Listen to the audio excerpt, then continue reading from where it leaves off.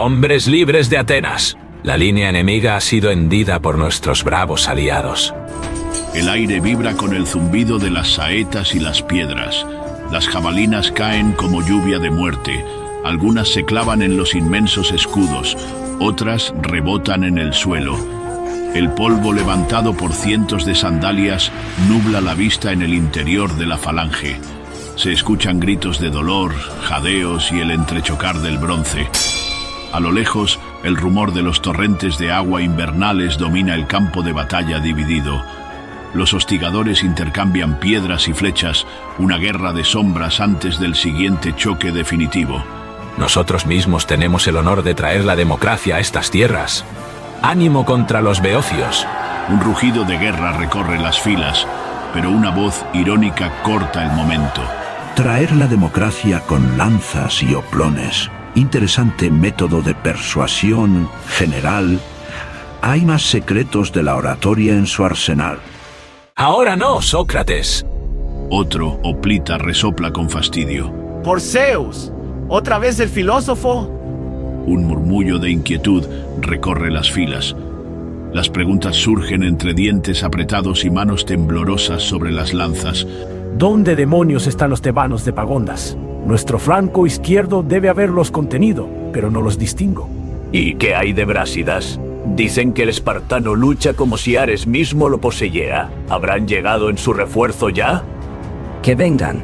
También ellos habrán de probar su porción de bronce ateniense. Querido Alcibíades, tu osadía brilla más que tu casco.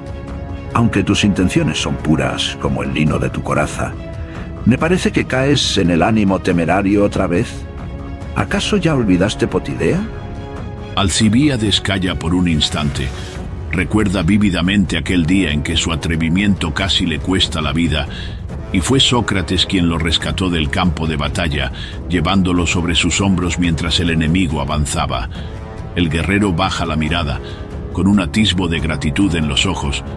Nunca lo olvidaré, maestro. De repente, un grito rompe la tensa calma. ¡Tebanos! Desde la colina, los escudos de los beocios reflejan el sol. Se oyen los cuernos y flautas de guerra. La tierra tiembla bajo el avance del enemigo. Ha llegado la hora. ¡Adelante! Supongo que el debate puede esperar. La falange ateniense avanza. El bronce choca contra el bronce. La cruenta labor de los hoplitas se reanuda. El estruendo es ensordecedor. El bronce canta. Las lanzas crujen al golpearse contra los escudos.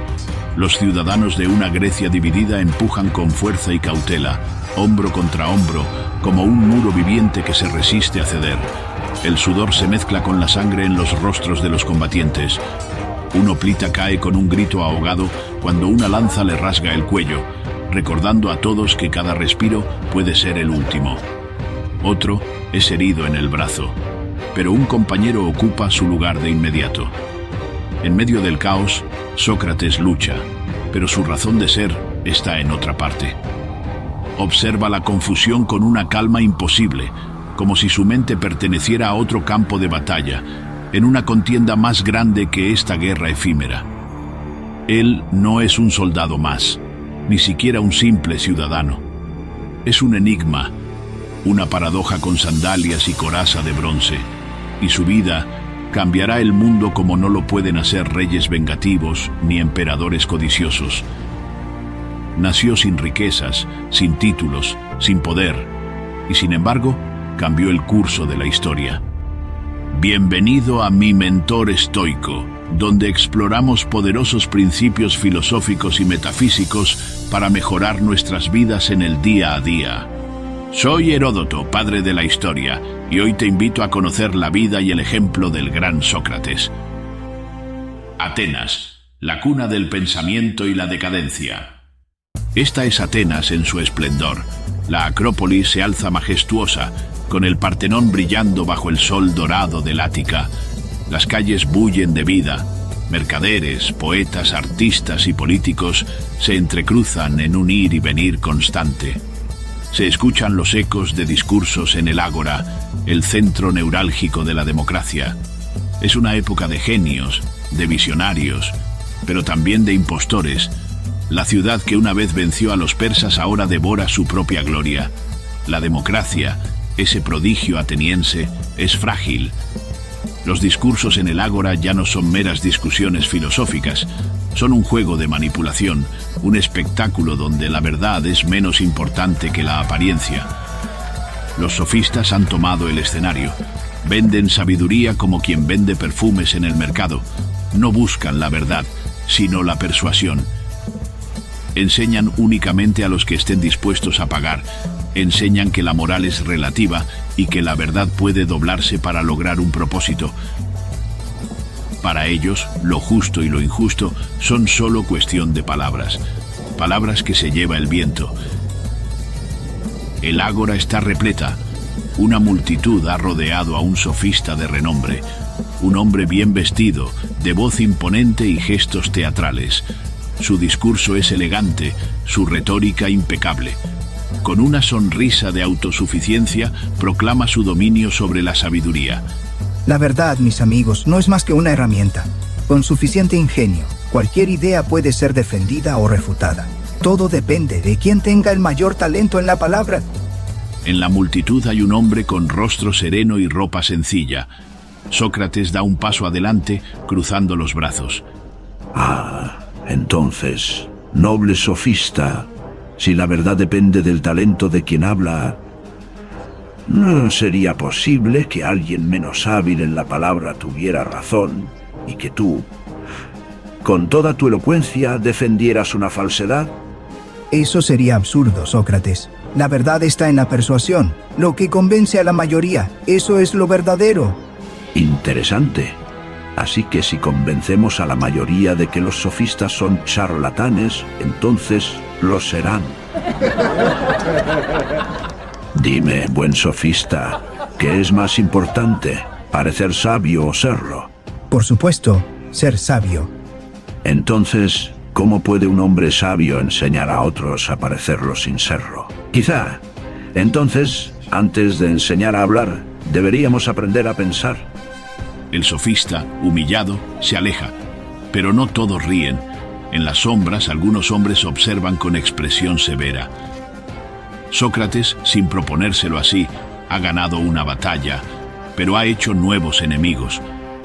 El hombre que cuestiona lo incuestionable, tarde o temprano, se convierte en una amenaza. Sócrates había ridiculizado a los mercaderes de la sabiduría, a los ciudadanos más ilustres y a los políticos más poderosos, y eso tendría su precio.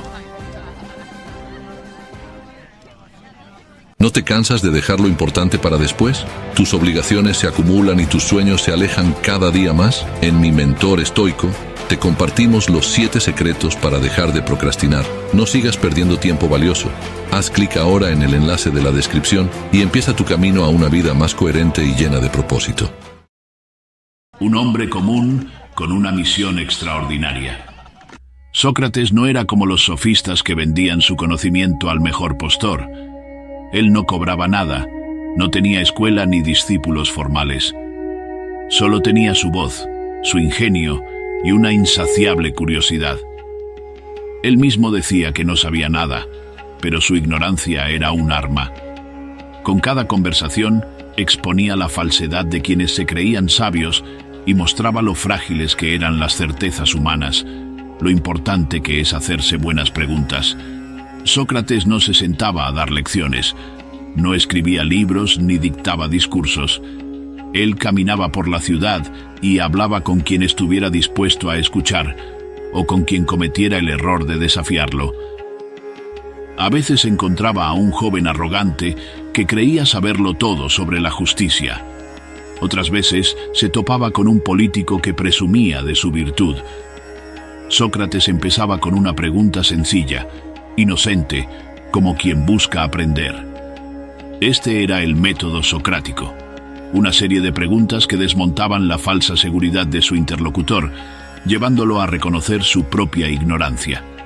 No lo hacía por crueldad, sino porque creía que el primer paso hacia la sabiduría era admitir que no sabíamos nada. Sócrates podía filosofar sobre cualquier cosa. No necesitaba discursos grandilocuentes ni tratados eruditos. La verdad podía encontrarse en las situaciones más triviales. Cada pregunta abría una grieta en la certeza de su interlocutor, y en esa grieta Sócrates sembraba la semilla de la reflexión. Para él, la filosofía no era un lujo de eruditos, sino un deber de todo ciudadano libre. Sócrates no ofrecía respuestas, sino dudas. No daba certezas, sino problemas. Pero detrás de su ironía y sus preguntas incómodas había un mensaje claro. La búsqueda de la verdad es lo más importante que un hombre puede hacer con su vida. Para Sócrates, vivir sin cuestionar era como estar muerto en vida. Él no aceptaba verdades impuestas, ni creencias heredadas sin examen. La verdad debía buscarse, investigarse, someterse a prueba una y otra vez. Su padre, Sofronisco, era un escultor, un hombre de manos fuertes y mirada calculadora, capaz de arrancar la forma oculta en un bloque de piedra. Su madre, Fenareta, era partera, una mujer que pasaba sus días asistiendo en los nacimientos. Y aunque pudiera parecer que sus oficios no tenían relación alguna con el destino de su hijo, en realidad, ambos le enseñaron la esencia de su propio arte. De su padre Sócrates aprendió la paciencia del artesano, el ojo entrenado para distinguir lo burdo de lo bello, lo crudo de lo esencial. Un escultor no impone la forma, la descubre, no agrega, sino que quita lo superfluo hasta revelar la verdadera figura que yace atrapada en la piedra. Y de la misma manera, Sócrates concebía la filosofía. Su misión no era llenar la mente de los hombres con nuevas ideas, sino cincelar las falsas creencias, eliminar lo innecesario hasta que quedara la verdad desnuda. Así, con sus preguntas incisivas y su método implacable, convertía a los hombres en testigos de su propia ignorancia. Cada argumento mal construido, cada certeza infundada, se rompía bajo los golpes de su razonamiento, igual que el mármol torpemente trabajado se resquebraja bajo el cincel. Pero si el padre de Sócrates le enseñó a cincelar, su madre le enseñó a traer la vida al mundo. Y Sócrates adoptó esa enseñanza en su propio método filosófico. La mayéutica, como él la llamaba, era un arte semejante al de su madre. Él no imponía verdades, sino que ayudaba a los demás a dar a luz sus propias ideas. De la misma manera en que una partera no crea la vida, sino que asiste a su nacimiento, Sócrates no se presentaba como un maestro que impartía conocimiento, sino como un guía que ayudaba a los demás a parir la verdad. Y en esto residía su poder y su peligro, porque Atenas podía tolerar a los sofistas que vendían discursos, pero un hombre que enseñaba a pensar libremente, a desafiar las apariencias y a cuestionarlo todo, era una amenaza para aquellos que se beneficiaban de la ignorancia. Sócrates estaba dando a luz una nueva manera de ver el mundo, pero había quienes no estaban preparados para ello. Con solo palabras desafiaba el orden establecido. Mientras los poderosos querían súbditos obedientes, él enseñaba a pensar. Mientras los sofistas vendían discursos vacíos, él enseñaba a dudar. Un día, Querofonte, un viejo amigo y seguidor de Sócrates, viajó hasta el oráculo de Delfos con una pregunta que cambiaría la vida del filósofo para siempre. Se atrevió a interrogar a la pitonisa: ¿hay en Atenas un hombre más sabio que Sócrates? La respuesta fue tajante: no hay nadie más sabio. Cuando Querofonte regresó a Atenas y le contó a Sócrates lo que había dicho el oráculo, el filósofo quedó perplejo. No podía creerlo. ¿Sabio? Él no se consideraba tal cosa. No escribía tratados ni cobraba por enseñar, como los sofistas. No ostentaba grandes conocimientos en matemáticas o astronomía, como otros pensadores. ¿Cómo podía ser él el más sabio? Decidió que la única manera de verificarlo era poner a prueba las palabras del oráculo. Lo que ves te edifica. No te pierdas nuestras listas de reproducción temáticas. Escoge a tu mentor estoico y síguelo a través del ejemplo. Así comenzó un viaje intelectual que lo llevó a interrogar a los considerados más sabios de Atenas, políticos, poetas, artesanos y oradores. Primero fue con los políticos. Habían construido sus carreras con palabras grandilocuentes y discursos persuasivos. Pero Sócrates pronto descubrió que en realidad sabían poco sobre aquello de lo que hablaban. Creían poseer un conocimiento sólido, pero cuando los cuestionaba con su método, se contradecían una y otra vez. Después fue con los poetas. Sus obras eran bellas, inspiraban a la gente y contenían reflexiones profundas. Pero cuando les pedía que explicaran sus propios versos, descubrían que no sabían realmente lo que significaban. Escribían más por intuición que por comprensión. Por último, acudió a los artesanos. Aquí sí encontró conocimiento real, pues cada uno dominaba su oficio con maestría. Sin embargo, muchos de ellos creían que, por ser expertos en su arte, también entendían otras cuestiones, como la justicia o la política, y en esto se equivocaban. Al final, Sócrates comprendió el verdadero significado de la afirmación del oráculo. Los demás creían saberlo todo, cuando en realidad no sabían nada. Sócrates, en cambio, sabía que no sabía, y en ese reconocimiento radicaba su sabiduría. De ahí nació su famosa frase: Solo sé que nada sé. Este descubrimiento no lo llenó de orgullo, sino que reforzó su misión: desafiar las falsas certezas, ayudar a los demás a reconocer su ignorancia y guiarlos en la búsqueda de la verdad. Pero no todos estaban dispuestos a ser confrontados con su propia falta de conocimiento. La guerra y el deber cívico. Atenas, orgullosa de su democracia y su poder naval, llevaba años envuelta en una lucha encarnizada contra Esparta y sus aliados. Era la guerra del Peloponeso, una guerra que no solo enfrentaba a dos grandes ciudades-estado, sino dos formas de vida irreconciliables: la República ateniense contra la monarquía espartana. Eran tiempos duros y Sócrates no se quedó en casa filosofando sobre el deber. Lo vivió. 3 veces luchó como hoplita en servicio de Atenas, y una de esas veces fue en la fatídica batalla de Delio. El sol se hunde en el horizonte, el aire huele a sangre, las filas de hoplitas jadean, aún sosteniendo sus escudos con fuerza, aunque los brazos les arden. El campo de batalla es un reguero de cadáveres, y los gritos de los heridos perforan el cielo. El ejército ateniense, dirigido por Hipócrates, ha combatido con fiereza, pero ahora enfrenta un peligro mortal. Caballería enemiga en la retaguardia. Es otro ejército. ¿Cómo llegaron allí? Van a atraparnos a todos. Los jinetes enemigos galopan persiguiendo a los primeros en huir. En medio del desconcierto, el cansancio y la confusión, un lamento resuena. Hipócrates ha caído.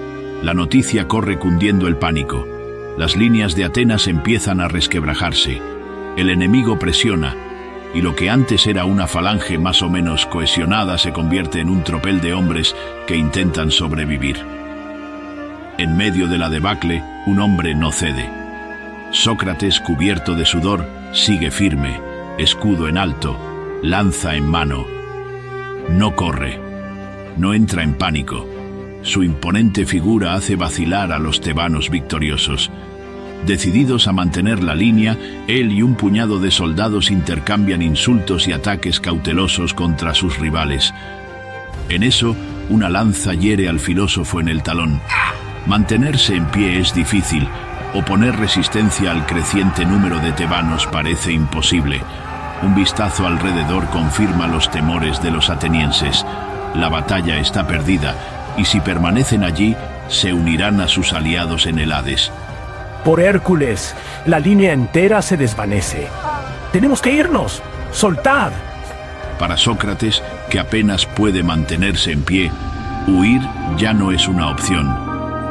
Dejando ir una exhalación de agotamiento, se prepara para abrazar su destino allí en los campos de Delio. Es verdad que viví una buena vida. Piensa mientras su escudo es arañado salvajemente por las lanzas.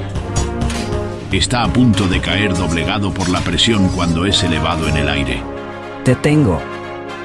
Alcibíades, joven y temerario, sostiene todo el peso de Sócrates y su equipamiento en hombros. Ágilmente carga a su maestro, superando la línea de hoplitas en tembloroso repliegue. Sócrates reiría si pudiera por el gesto de su amigo, pero la presión contra su abdomen lo silencia. La noche cae sobre el campo de batalla. Los restos mermados del ejército republicano jadean todavía en el interior de la palizada. Desde su templo en Delio, el dios Apolo observa con indiferencia cómo los cuerpos de los caídos se enfrían en la oscuridad. La tierra los devora en silencio, como si la guerra misma no fuera más que un eco de algo antiguo y recurrente. Sócrates y los supervivientes logran llegar a la fortaleza, pero el precio ha sido alto. La derrota es total. Las pretensiones imperiales de Atenas han sido hechas añicos, pero los dioses no han reclamado a Sócrates. El filósofo vive, y su destino aún no está sellado. Continúa este recorrido en la segunda entrega de la biografía de Sócrates. El enlace estará en la descripción. Te invito a incorporar esta guía en tu vida diaria. Siéntete libre de compartir tus reflexiones en los comentarios y únete a mí en este viaje a una vida más plena. ¿Quieres más contenido valioso como este? Entonces, asegúrate de suscribirte y activa la campanita de notificaciones. No te pierdas ni un solo video. Atenas. La plaza del Ágora bulle con el rumor de los ciudadanos. En el centro, un político de renombre, Anito, vestido con túnicas ricas, escoltado por seguidores y aduladores, alza la voz, proclamando su conocimiento y sabiduría. Sócrates, de aspecto humilde pero con mirada afilada, se acerca con su característico andar pausado. Ciudadanos de Atenas, la justicia, la virtud y la prudencia son la base de nuestro gobierno. Yo, con años de servicio a esta polis, he aprendido a discernir lo justo de lo injusto, lo bueno de lo malo. Escuchad y aprended de quienes poseemos experiencia en la administración de la ciudad. Sus seguidores asienten, algunos aplauden. Sócrates, con su gesto sereno, ladea la cabeza y sonríe levemente. Dices, ilustre señor, que la justicia es clara para aquellos que tienen experiencia en el gobierno. Dime, entonces, ¿qué es la justicia? La justicia es dar a cada uno lo que le corresponde, mantener el orden y seguir las leyes de la ciudad. Interesante, Anito. Entonces, si un hombre loco reclama un puñal que es suyo, ¿debemos dárselo porque le corresponde? Si una ley ordenara algo injusto, ¿seguirla sería justo? La ley siempre busca el bien de la mayoría. Pero dime, ¿acaso los legisladores son infalibles? ¿Nunca se equivocan? Bueno, los legisladores pueden errar, pero su intención es buena. Si pueden errar, entonces sus leyes pueden ser injustas. Y si las leyes pueden ser injustas, ¿no sería entonces justo desobedecerlas? El político frunce el ceño. La multitud, antes aduladora, ahora escucha con atención. Un murmullo se esparce entre los presentes. Es un juego de palabras, Sócrates. Hablo de principios superiores de la sabiduría que adquirimos al gobernar. Ah, la sabiduría. Dime, noble señor, ¿un hombre sabio puede errar? No, el sabio actúa con conocimiento. Entonces, ¿eres sabio? Por supuesto. Dime, entonces, ¿lo que es bueno porque tú lo dices o porque es bueno en sí mismo? Porque es bueno en sí mismo. Entonces no es tu autoridad la que determina lo que es bueno, sino la razón. El político abre la boca para responder, pero duda. El silencio pesa. La multitud aguarda. Finalmente, un ciudadano cualquiera desde el fondo murmura: parece que el sabio no es tan sabio después de todo. Una risa contenida recorre a los espectadores. El político incómodo ajusta su túnica. No temas, ilustre señor. No es vergüenza desconocer algo. La vergüenza está en no querer aprender. Ten cuidado con tus palabras. Tales críticas podrían traerte serios problemas. El político, con el rostro tenso, se despide rápidamente y se marcha. Sócrates, con una leve sonrisa, se aleja, sumergido en su propio pensamiento. La escena se disuelve en el murmullo del ágora. Bienvenido a Mi Mentor Estoico, donde exploramos poderosos principios filosóficos y metafísicos para mejorar nuestras vidas en el día a día. Soy Heródoto, padre de la historia, y hoy continuamos con la segunda parte de este documental. Si no viste la primera, el enlace estará en la descripción. El método de Sócrates, la llama que despierta la razón. Si hay un arte que Sócrates dominó como nadie en Atenas, fue el de desarmar con preguntas. No blandía armas, pero sus palabras eran filo de acero contra la arrogancia de los hombres que creían saber lo que en realidad ignoraban. Sócrates no enseñaba en el sentido tradicional. No daba discursos, no impartía dogmas, no escribía tratados. Su método no consistía en imponer conocimientos, sino en hacerlos nacer. Y así, como una partera ayuda a traer al mundo a un recién nacido, Sócrates ayudaba a parir ideas. A esta técnica la llamó mayéutica, el arte de la revelación intelectual.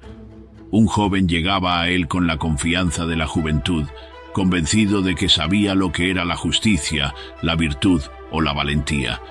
Sócrates lo escuchaba con paciencia, asentía, sonreía y luego preguntaba, no con la intención de humillar, sino de hacer visible la fragilidad del conocimiento mal cimentado.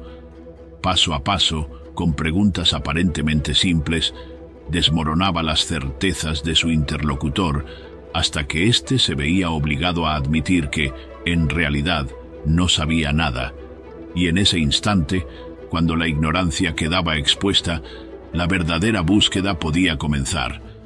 Pero su método no se limitaba a la mayéutica. Sócrates también usaba una herramienta más sutil, más peligrosa, la ironía. Fingía ignorancia para revelar la ignorancia ajena.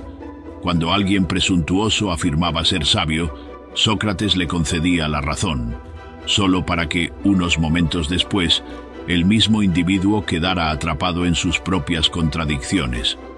Esta estrategia, aunque brillante, tenía un costo. A los jóvenes les fascinaba, a los poderosos les aterraba, porque en el fondo Sócrates no estaba enseñando simples definiciones filosóficas, sino algo más peligroso.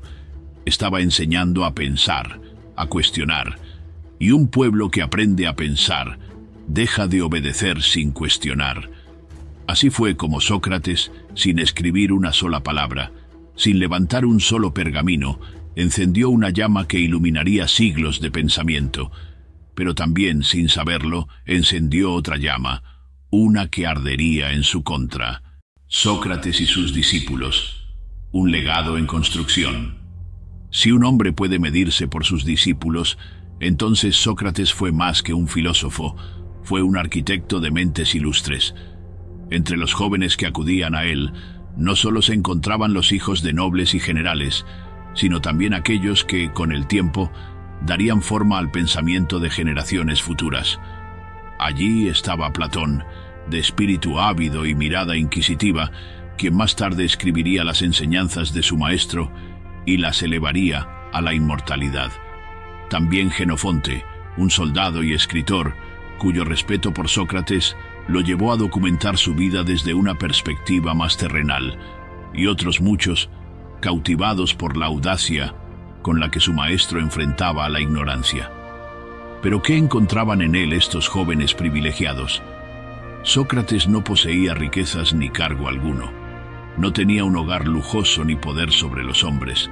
Sin embargo, los discípulos lo seguían porque les ofrecía algo más valioso: sabiduría.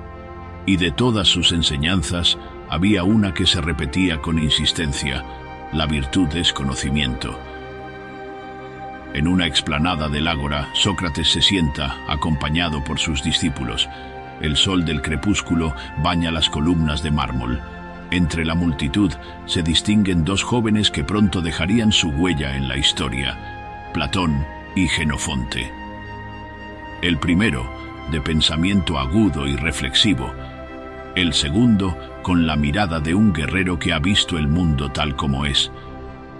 Díganme, muchachos, ¿Qué hace a un hombre bueno? Un hombre bueno es aquel que actúa con justicia y sabiduría. Interesante, Platón. ¿Y un líder? Un líder es aquel que tiene la fuerza y el poder para guiar a su pueblo. Oh, Xenofonte, qué definición tan propia de un soldado. Pero dime, ¿basta con la fuerza para gobernar bien? No. Sin sabiduría, un líder puede convertirse en un tirano. Exacto. Entonces, si la fuerza por sí sola no basta, y un líder necesita sabiduría para ser justo, ¿no podríamos decir que la virtud de un gobernante radica en su conocimiento? Platón y Xenofonte se miran. Sócrates sonríe con la paciencia de quien ha visto esta escena muchas veces. ¿Y si la virtud es conocimiento? ¿Qué ocurre con aquellos que obran mal? ¿Lo hacen porque desean el mal o porque no conocen el bien? Tal vez lo hacen por ignorancia. Exactamente, querido Platón. Nadie hace el mal a sabiendas. El que obra con injusticia lo hace porque no ha comprendido la verdadera naturaleza del bien. Xenofonte asiente con lentitud. En su experiencia como soldado, ha visto a muchos hombres justificar la crueldad en nombre del poder. Y así, mis queridos amigos, un líder no es aquel que manda con fuerza, sino aquel que guía con conocimiento. No es el que somete, sino el que enseña. Porque un pueblo que conoce la justicia no necesita cadenas para seguirla. Platón y Xenofonte lo observan en silencio. En sus mentes, la semilla de una idea ha sido plantada. La escena se desvanece, pero su enseñanza no. Décadas después, Platón y Xenofonte escribirían sobre este momento, cada uno a su manera, uno en sus diálogos filosóficos, el otro en sus crónicas de la vida cotidiana de Sócrates. Pero ambos preservarían el eco de una voz que enseñó que el verdadero valor no radica en la fuerza ni en el prestigio, sino en la búsqueda incansable de la verdad. La amenaza de Sócrates. Durante años, Sócrates caminó entre los hombres de Atenas como un espectro indomable, imperturbable ante los honores y la riqueza, libre de la servidumbre de la opinión popular. No buscó seguidores, pero los tuvo. No anheló poder, pero lo temieron, porque su verdadera arma no era el mando ni la fuerza, sino la duda. Y la duda es el enemigo natural de aquellos que construyen su autoridad sobre la arena de la costumbre y la conveniencia. En el ágora y en los banquetes, en los gimnasios y en las calles polvorientas, Sócrates hacía la pregunta que ningún gobernante quería escuchar. ¿Es realmente justa nuestra justicia? Atenas, la ciudad que se vanagloriaba de su democracia, la cuna de la elocuencia y el pensamiento libre, comenzó a sentir un escalofrío en la médula de su propia identidad, porque si la justicia no era lo que siempre se había creído, si las leyes no eran el reflejo de un orden divino, sino meras construcciones humanas, entonces, ¿qué quedaba de su orgullo? Los poderosos lo observaron con creciente desconfianza, no porque empuñara armas ni conspirara en la sombra, sino porque sembraba la semilla del pensamiento crítico en la juventud aristocrática. Hacía que los hijos de los senadores y los magistrados cuestionaran los fundamentos mismos de la autoridad. ¿Podía haber un crimen mayor? La acusación no tardó en llegar. Sócrates corrompe a la juventud y desafía a los dioses. Un cargo tan amplio como conveniente. Acusar a un hombre de blasfemia y de sedición en Atenas era como acusar a un fuego de ser peligroso. Bastaba la sospecha para justificar su extinción. Pero la ironía más grande de todas era esta. Atenas, la ciudad que se enorgullecía de su libertad de pensamiento, la misma que había dado al mundo poetas, matemáticos y filósofos, ahora veía en uno de sus propios sabios una amenaza mortal. Y así, la polis que había resistido la invasión de los persas, la misma que había construido templos para la sabiduría y monumentos a la razón, estaba a punto de juzgar y condenar a su mayor pensador. Sócrates, el hombre que nunca buscó atención, ahora estaba en el centro del destino de Atenas. El juicio se acercaba, y con él la lección más valiosa de su vida. Descubre el legado de Sócrates en la siguiente y última entrega de esta apasionante historia. El enlace estará en la descripción. ¿Lo que ves te edifica? No te pierdas nuestras listas de reproducción temáticas. Escoge a tu mentor estoico y síguelo a través del ejemplo. ¿Quieres más contenido valioso como este? Entonces, asegúrate de suscribirte y activa la campanita de notificaciones. No te pierdas ni un solo video. El aire en la sala del tribunal estaba cargado de murmullos. Los jueces, cerca de 500 ciudadanos atenienses, observaban con rostros severos. Algunos eran ancianos con el ceño fruncido, otros jóvenes ambiciosos, y en primera fila, los acusadores, Melito, Anito y Licón, esperando ver caer al hombre que había osado desafiar la complacencia de Atenas. Sócrates, un anciano de 70 años, se levantó con calma. No tenía un discurso escrito, ni buscó conmover con lágrimas. No traía consigo a sus hijos para implorar misericordia, como era costumbre en los juicios. Solo tenía su voz y su razón. Atenienses, he sido acusado de corromper a la juventud y de despreciar a los dioses. Y, sin embargo, aquellos que me acusan no pueden señalar a uno solo al que yo haya enseñado el mal. Dicen que hablo con arrogancia, pero ¿qué prefieren? ¿El silencio de los aduladores o la verdad de un hombre libre? Las palabras resonaban con fuerza, pero los jueces seguían con la mirada dura. Anito, cruzado de brazos, mantenía una sonrisa de satisfacción. Si creen que mi crimen es preguntar, si creen que la filosofía es peligrosa, entonces su problema no soy yo. Su problema es la verdad. Los murmullos aumentaron. Algunos jóvenes asentían en las sombras, pero los ancianos conservadores fruncían el ceño. Sócrates continuó. Podría hacer como otros y suplicar por mi vida. Podría traer aquí a mis hijos y hacerlos llorar ante ustedes. Podría inclinarme y rogar clemencia, pero no lo haré. Prefiero morir antes que traicionar la verdad. El tribunal se estremeció. Sócrates no se defendía como un acusado temeroso, sino como un hombre que dictaba sentencia sobre su propia ciudad. No temo la muerte, porque la muerte no es un mal. Lo que sí es un mal es traicionar la virtud por miedo. El veredicto estaba cerca. La historia tenía su pluma lista para escribir el destino de Sócrates.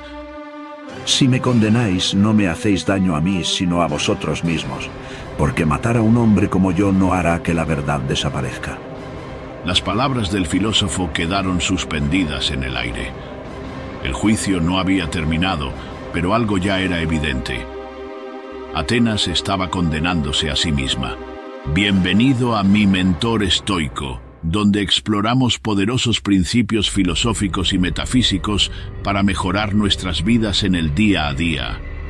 Soy Heródoto, padre de la historia, y hoy terminamos nuestro documental épico sobre la vida y el ejemplo de Sócrates. La apología, la defensa de la filosofía. El juicio de Sócrates comenzó en una Atenas que, aunque se preciaba de su democracia, se encontraba dividida. Los ecos de los pasados abusos del régimen de los 30 tiranos aún resonaban en los pasillos de la ciudad.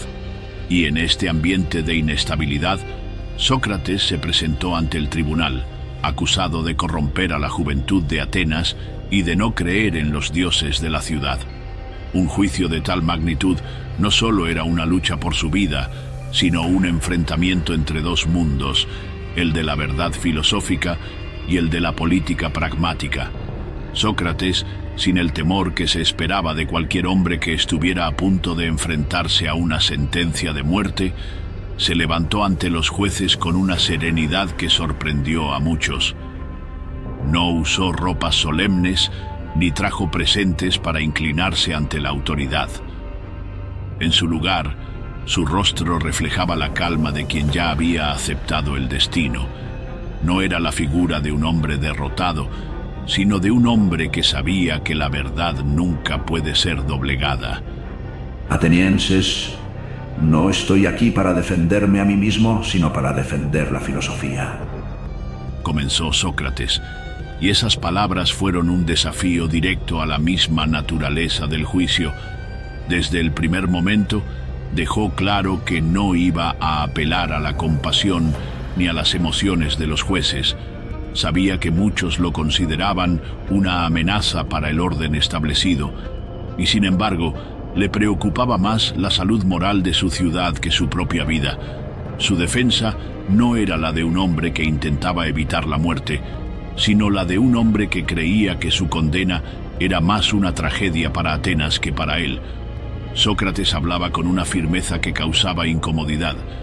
Les recordó a los jueces cómo sus acusadores, aquellos que le tildaban de corruptor de la juventud, no podían presentar una sola prueba concreta de sus acusaciones.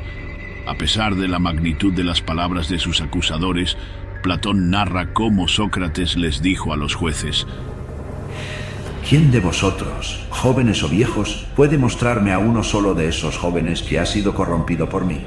La sala se llenó de un silencio inquietante. Los jóvenes que le seguían en su camino filosófico asintieron, reconociendo en sus palabras la fuerza de una verdad inquebrantable.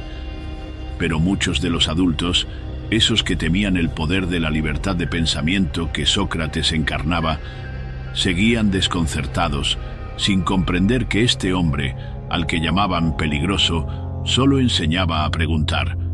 Fue en el último tramo de su discurso cuando Sócrates se mantuvo firme ante la expectación de los jueces. No iba a rogar por su vida. No se arrodillaría ante el miedo. Atenienses, si creen que voy a suplicar para salvarme, os equivocaréis. Prefiero morir a vivir con una mentira en los labios. Los jueces, divididos entre aquellos que aún admiraban la sabiduría de Sócrates y aquellos que lo veían como una amenaza, votaron. Sócrates fue hallado culpable por un estrecho margen. La sentencia fue dictada, y aunque existía la opción de un castigo menor, como el exilio, Sócrates fue condenado a muerte. Lo que sucedió a partir de ese momento marcó un antes y un después no solo para él, sino para todos aquellos que lo seguían. Sus discípulos, especialmente Platón, Jenofonte y Critón, se vieron desbordados por la magnitud del juicio. Para los discípulos de Sócrates, el juicio representaba mucho más que la condena de un hombre. Era un ataque a las ideas que Sócrates había sembrado en ellos. La creencia de que la verdad no se encuentra en el conformismo ni en la obediencia ciega, sino en la capacidad de cuestionar, de desafiar las normas y de perseguir la virtud sin miedo. El juicio fue una lección de sacrificio por la filosofía, de la cual Platón y Jenofonte serían los primeros en tomar la antorcha para continuar el legado de Sócrates. El eco de su discurso resonaría a lo largo de los siglos, convirtiéndose en un símbolo de la lucha por la libertad intelectual y la justicia. La última elección: exilio o muerte. La condena de Sócrates ya estaba sellada. El veredicto había caído como un martillo sobre su vida, y la fatal cicuta esperaba al hombre que había desafiado a la ciudad, a sus autoridades y a la hipocresía de las creencias populares. Sin embargo, los seguidores de Sócrates, aquellos jóvenes que lo habían escuchado desde sus primeros días de filosofía, no podían resignarse a perderlo tan fácilmente. Platón, Jenofonte, Critón y otros discípulos cercanos se reunieron en secreto, ideando una forma de liberarlo. Sabían que el tiempo corría en su contra y que si no actuaban pronto, Sócrates sería llevado a la prisión y luego al cadalso. Critón, uno de los más fieles seguidores de Sócrates, se acercó a su maestro con una propuesta que parecía un rayo de esperanza. Maestro, ha llegado el momento de actuar. Podemos sacarte de aquí. Podemos huir a un lugar donde las leyes de Atenas no te persigan y continuar tu enseñanza, continuar tu vida. Sócrates, sabiendo que sus discípulos solo buscaban lo mejor para él, escuchó con atención, pero en sus ojos no había ni un asomo de pavor o duda. Critón, sin embargo, insistía. Estaba dispuesto a utilizar todo su poder y sus contactos para liberar a su maestro. El corazón de Sócrates, sin embargo, no temía a la muerte ni a la injusticia. La idea del exilio, la fuga, no estaba en sus planes. En su celda, Durante una de las últimas noches, Sócrates y Critón tuvieron una conversación que sería recordada por siglos. Critón le expuso con ardor que escapar no solo salvaría la vida de Sócrates, sino que también preservaría la sabiduría que tanto Atenas necesitaba. A su vez, Critón decía que la fuga sería justa, pues no se podía permitir que un hombre virtuoso como Sócrates cayera por una acusación tan falsa. Pero Sócrates, en su usual serenidad, le respondió: ¿De qué me sirve vivir, Critón, si lo hago en contradicción con mis propios principios? Aquí, Sócrates se hizo cargo de la situación como el filósofo que siempre había sido. Para él, no existía mayor honor que vivir conforme a la razón y a la justicia, incluso si eso significaba la muerte. La decisión no era entre vivir o morir, sino entre vivir una vida que contradiría sus principios y morir sin quebrantar sus valores. La opción de escapar, de huir de Atenas, no era una opción para él. Sócrates entonces expuso su razonamiento profundo y filosófico a Critón, una lección que lo acompañaría hasta su último respiro. Sí, Critón, yo escapara, estaría violando el contrato implícito que tengo con la ciudad. No es un contrato que firmé con un papel, sino uno que he aceptado al vivir bajo sus leyes. Si un hombre vive bajo un régimen, si se beneficia de la protección que las leyes le ofrecen, entonces debe también someterse a sus consecuencias, aunque éstas sean injustas. La justicia no se mide por la misericordia que se le pueda conceder a un hombre, sino por la lealtad a los principios que uno ha elegido. Para Sócrates, huir significaría dañar la propia esencia de la justicia. No importaba que él estuviera siendo condenado injustamente. La ley era la ley. Él creía que el respeto a las leyes, incluso cuando éstas no favorecían a uno mismo, era esencial para mantener el orden y la virtud en la ciudad.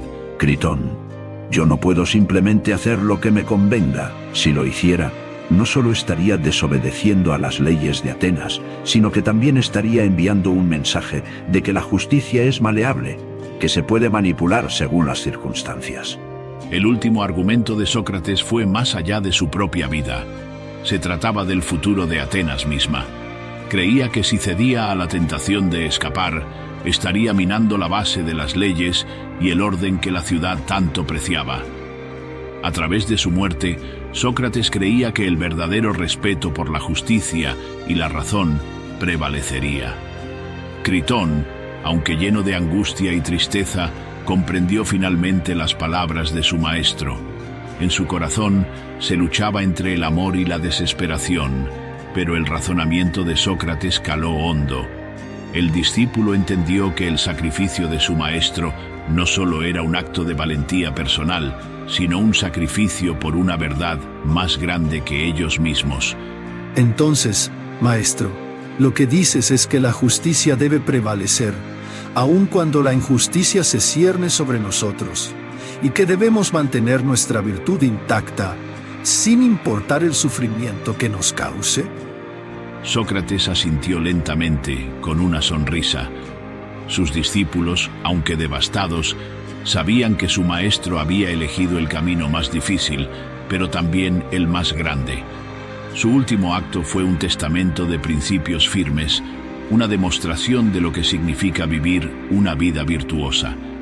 La muerte de Sócrates no fue una derrota para él, ni para la filosofía que representaba.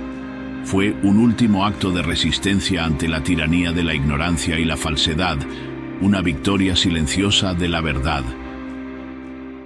La muerte de Sócrates. Un adiós sin miedo. El destino de Sócrates ya estaba sellado.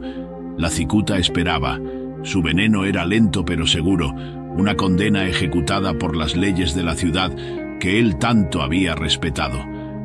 Los amigos y discípulos que lo rodeaban sabían que el momento estaba cerca y, sin embargo, nadie quería enfrentar la verdad. Su maestro, el hombre que había enseñado a pensar, a dudar, a cuestionar, estaba a punto de partir para siempre. El día de su muerte, Sócrates se encontraba en su celda, tranquilo, como siempre. sin mostrar ni un atisbo de temor, de angustia, ni siquiera de tristeza. Sócrates recibió la copa de cicuta con una serenidad que dejó a todos boquiabiertos. Para él, la muerte no era una enemiga, ni una condena, sino simplemente el final de un camino que todos debemos recorrer. ¿No es el acto de morir solo un paso más hacia el descanso, hacia el cumplimiento de lo que hemos sido llamados a hacer? Había dicho a sus discípulos mientras tomaba la copa entre sus manos. Los amigos y discípulos, entre ellos Critón, Platón y otros, se encontraban desconsolados, pero no sabían cómo detener la inevitable marcha del tiempo. Aunque su tristeza era grande, no podían hacer nada más que acompañarlo en su último momento. Sócrates, sin prisa, bebió el veneno, y en sus ojos no había miedo, solo una profunda calma. El veneno comenzó a hacer efecto lentamente, pero su mente se mantenía firme y alerta, como si esperara que alguna nueva enseñanza, alguna última reflexión pudiera llegar antes de que su vida se apagara. El momento de la muerte se acercaba, y sus discípulos se preparaban para lo peor, rodeándolo, esperando sus últimas palabras, esas que quedarán grabadas en la memoria de todos los que creyeron en su sabiduría. Con voz débil, pero firme, Sócrates miró a sus discípulos y les dejó sus últimas palabras, unas palabras que resonarían a lo largo de los siglos. Debemos un gallo a Asclepio. Págaselo y no descuides la deuda. Estas palabras, que al principio parecían desconcertantes para sus seguidores, tenían un significado profundo. Asclepio era el dios de la medicina, y Sócrates, al decir esto, estaba recordando que la vida y la muerte son parte de un mismo ciclo. El gallo era un pequeño sacrificio simbólico que se debía hacer a Asclepio por la curación, y al decir que debían el gallo, Sócrates estaba sugiriendo que la muerte era también un tipo de sanación, una transición hacia otro estado que, para él, no era más que el cumplimiento de un destino inevitable y necesario. Cuando el veneno hizo efecto, Sócrates se desplomó lentamente en su lecho, su respiración comenzó a detenerse. La muerte, tan temida por muchos, llegó para él como un simple paso, un acto que aceptó sin el más mínimo atisbo de resistencia. La figura que tantos habían seguido durante años, el hombre que los había desafiado a pensar por sí mismos, a cuestionar la moralidad de su sociedad, se desvaneció sin temor. En sus últimos momentos no hubo gritos ni lamentos, solo una paz indescriptible. Platón, que estaba allí presente, relata en su Fedón que al final Sócrates miró a sus discípulos por última vez con una expresión de serenidad en su rostro, como si hubiera dejado atrás todas las preocupaciones humanas y se hubiera elevado por encima de ellas. Así, Sócrates murió, sin miedo, sin arrepentimiento y con la misma calma con la que había vivido. Si te gusta el video y te es útil, no olvides darle like y suscribirte al canal para no perderte más contenido como este. Epílogo. El eco de Sócrates en la historia. La muerte de Sócrates, lejos de ser una tragedia, fue una lección última. No fue solo el final de un hombre, sino el principio de ideas que seguirían vivas mucho después de su partida.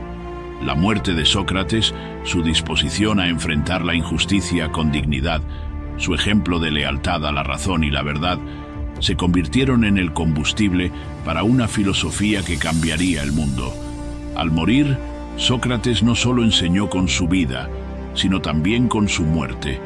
Mostró que la verdadera virtud reside en no temer a la muerte, en no ceder a las presiones externas y en mantener la integridad del alma, incluso cuando el cuerpo está a punto de perecer. La posteridad lo veneró, y su nombre se convirtió en sinónimo de sabiduría. Atenas, la ciudad que lo había condenado, nunca pudo borrar el impacto de su legado. A través de sus discípulos, su filosofía siguió viva, floreciendo y transformando el pensamiento de generaciones enteras. La muerte de Sócrates, lejos de ser el fin de una era, fue el inicio de una nueva. una era donde la búsqueda de la verdad, la justicia y la virtud seguirían guiando a aquellos dispuestos a escuchar. Y así terminó la vida del hombre que desafiaba a las leyes humanas en su búsqueda incansable de la verdad. La muerte de Sócrates no fue solo un acto de valentía personal, sino una lección eterna que resonaría a lo largo de los siglos. Epicteto diría: La muerte, por ejemplo, no es terrible. Si lo fuera, así le habría parecido a Sócrates. Lo que hace horrible a la muerte es el terror que sentimos por la opinión que de ella nos hemos formado. En consecuencia, si nos hallamos impedidos, turbados o apenados, nunca culpemos de ello a los demás, sino a nuestras propias opiniones. Esta historia nos deja un legado de principios y valores que no conocen fronteras ni tiempo. A lo largo de su existencia, Sócrates nos enseñó que la verdad no depende de la popularidad ni del poder. La verdad es, por encima de todo, una búsqueda constante, un viaje hacia lo que es justo y verdadero, sin importar los costos personales. Él nos mostró que el camino hacia la sabiduría está pavimentado con la razón, una razón que debe ser libre de miedos, prejuicios o conveniencias. En un mundo donde las voces del conformismo y la mediocridad a menudo se alzan con fuerza, Sócrates nos invita a ser audaces en nuestra búsqueda de la justicia, a ser imparciales en nuestras decisiones, a no rendirnos ante las presiones de aquellos que temen el cuestionamiento y la reflexión. La verdadera justicia no se ajusta a las expectativas de la mayoría, sino que responde a los dictados de una moral firme, una que se erige con valentía ante la adversidad. No temer a la muerte. ¿Cómo puede el hombre vivir con dignidad si teme a la muerte? Sócrates entendió que la muerte no es el fin, sino una transición inevitable hacia algo desconocido. Al no temerle, se liberó de las cadenas del miedo, y con ello pudo vivir de manera auténtica, sin arrepentimientos, sin excusas, y sobre todo, con una paz interior que los hombres comunes solo pueden soñar alcanzar. La grandeza de Sócrates no reside en sus palabras o en sus enseñanzas, sino en la manera en que las vivió. Nos invita a vivir con dignidad, a actuar de acuerdo con nuestra razón, a mantener la integridad de nuestro carácter incluso cuando las circunstancias parecen ofrecer lo opuesto. Él vivió para servir a la verdad, a la razón y a la justicia, y esas mismas virtudes nos siguen guiando hasta hoy. Así, al igual que Sócrates, cada uno de nosotros tiene la oportunidad de decidir cómo viviremos, qué principios abrazaremos y qué legado dejaremos. Oh, Critón, si así place a los dioses, deja que así sea. Anito y Melito pueden matarme, por cierto, pero hacerme daño no pueden. Lo que ves te edifica. No te pierdas nuestras listas de reproducción temáticas. Escoge a tu mentor estoico y síguelo a través del ejemplo. Te invito a incorporar esta guía en tu vida diaria. Siéntete libre de compartir tus reflexiones en los comentarios y únete a mí en este viaje a una vida más plena.